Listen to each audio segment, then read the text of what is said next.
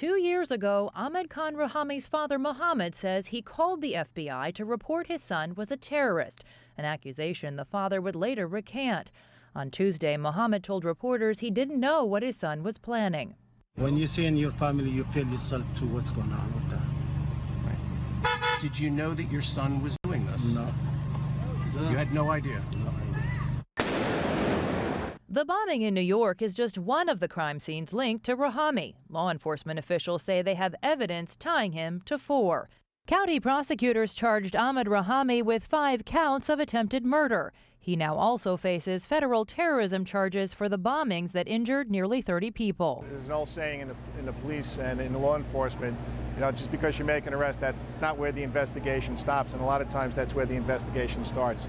Now the investigation is also moving overseas. Rahami traveled to Afghanistan and Pakistan and may have been radicalized there. His father wanted him to go back there and get to know his roots. He married a Pakistani woman in 2011. Law enforcement officials say she left the U.S. a few days before the bombings and has been detained in the UAE.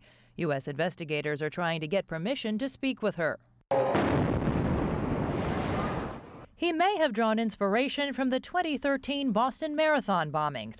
He, too, used pressure cooker bombs, and the U.S. media are reporting Rahami was also found with handwritten notes praising those bombers.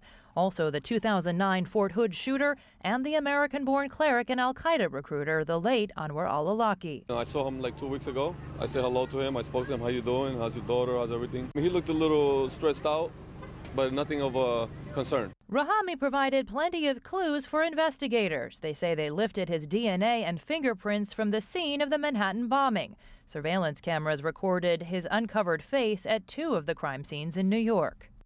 Authorities here in the United States say they are still trying to determine whether Rahami acted alone. So far, they say they have no other suspects.